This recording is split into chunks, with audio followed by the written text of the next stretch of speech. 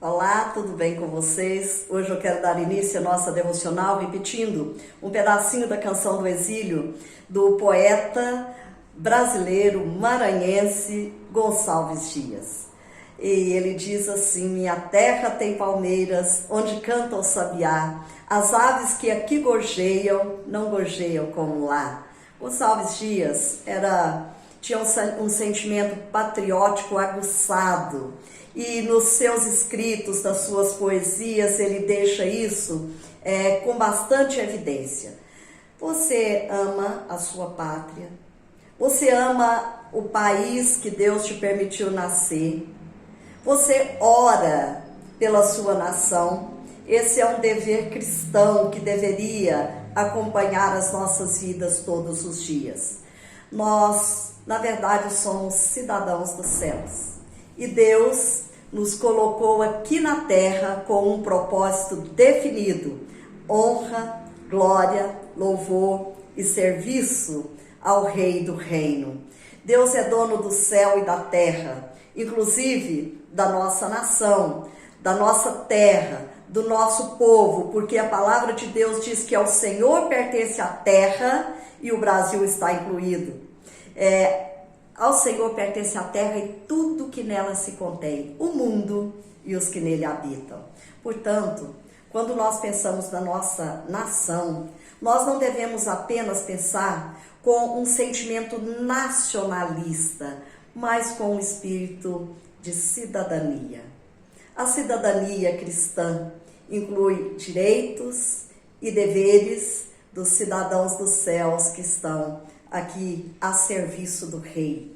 Nós somos ou estamos aqui a serviço do Rei Jesus. Como que nós temos representado? A palavra de Deus nos diz que nós somos como que embaixadores em nome de Cristo. Que grande responsabilidade para as nossas vidas saber que nós estamos aqui em nome de Cristo, representando o Senhor Jesus Cristo. Isso deveria trazer à nossa vida um grande senso de responsabilidade.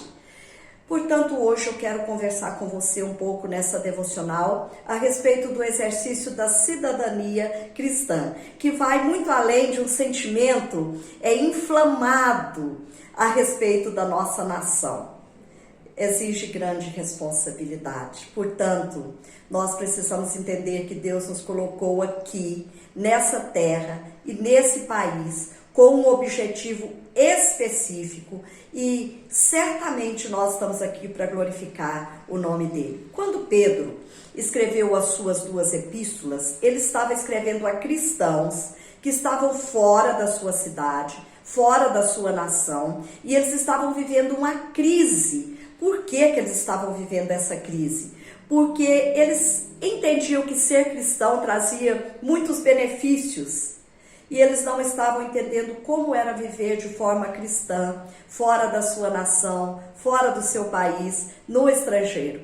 E Pedro diz então para eles o seguinte: eu vou ler aqui na palavra do Senhor, e vocês, por favor, me acompanhem num espírito de oração e de profunda dependência do Senhor, porque é assim que nós devemos ler a palavra de Deus. Olha só o que Pedro diz aqui no capítulo 2, a partir do versículo 11 da sua primeira epístola. Amados, insisto em que, como estrangeiros e peregrinos do mundo, vocês se abstenham dos desejos carnais que guerreiam contra a alma.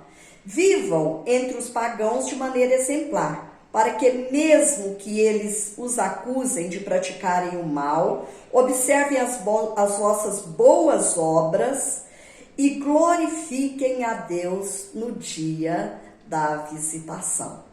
Pedro estava aqui dizendo que eles precisavam aprender a viver de forma contextualizada em tempos difíceis. Nós estamos vivendo em tempos difíceis na nossa nação, com certeza. Nós estamos vivendo em tempos difíceis de ordem mundial também. Como é que nós vamos viver? E Pedro, então, nos ensina. O escritor e educador Howard Hendricks, um norte-americano, ele diz que nós deveríamos viver no tempo histórico que nós estamos vivendo, não como nós gostaríamos que ele fosse, mas na verdade como ele é. Esse tempo é difícil e é nesse tempo que nós estamos inseridos nele.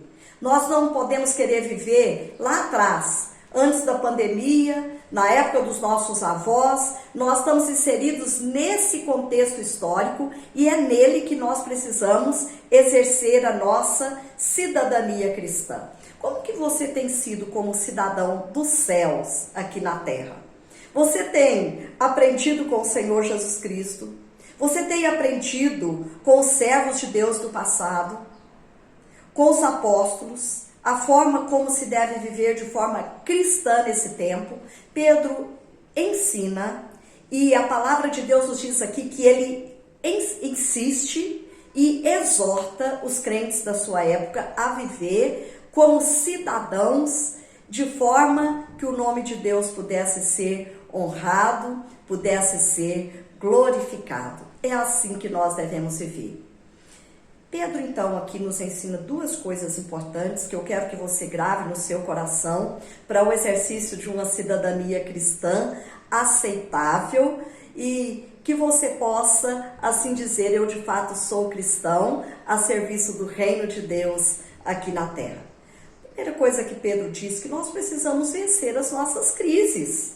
Nós não podemos viver em crise constante. É crise política, é crise financeira, é crise de ordem pessoal. Nós temos que olhar para o alto onde Cristo vive e falar, ele tem um propósito com a minha vida aqui na terra. E eu não posso viver em constante crise. Eu preciso resolver isso. Então Pedro aqui ajuda. Ele diz, olha, a primeira coisa que eu vou dizer a vocês aqui é que vocês precisam viver de forma que as crises de vocês sejam resolvidas. E logo no início ele diz assim, vivam entre aqueles que não conhecem a Deus de maneira exemplar. Como é que nós vivemos de forma exemplar aqui nesse mundo? Nós precisamos olhar firmemente para o autor e consumador da nossa fé.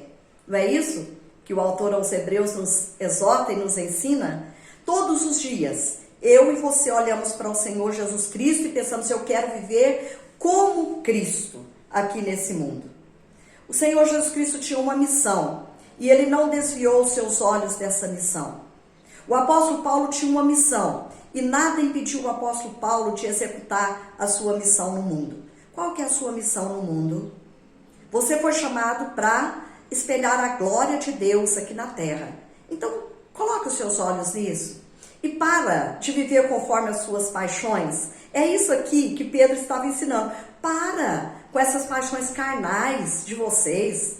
Esse sentimento nacionalista absurdo que vocês acham que é só Israel que é reconhecido como uma nação.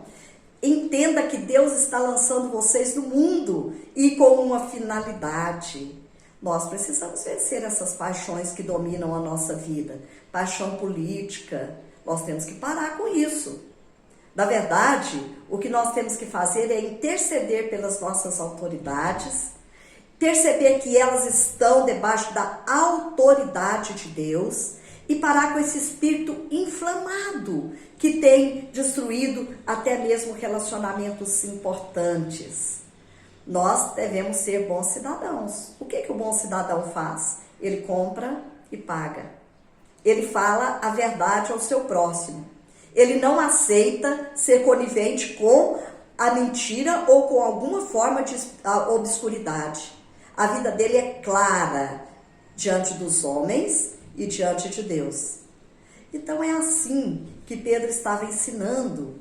Para que eles pudessem vencer aquele tempo, eles teriam que ter uma vida condizente com aquilo que eles anunciavam, com aquilo que eles pregavam. E para que isso? Agora Pedro está dizendo aqui a finalidade de viver assim. A segunda coisa que nós vamos aprender de forma importante sobre o exercício da cidadania é para que as nossas boas ações, as nossas boas obras, a forma como nós vivemos, glorifiquem a Deus diante dos homens que ainda não conhecem a Deus. É para isso que nós estamos aqui. Nós estamos aqui para glorificar a Deus no meio daqueles que ainda não conhecem a palavra dele. Nós temos feito isso com diligência, com excelência, com eficácia. Foi para isso que Deus nos convocou, foi para isso que Deus nos chamou. Hoje, nós estamos aí no 7 de setembro inflamado. E eu quero convocar você ao exercício da cidadania cristã. Primeiro, trabalhando a sua própria vida para a glória de Deus.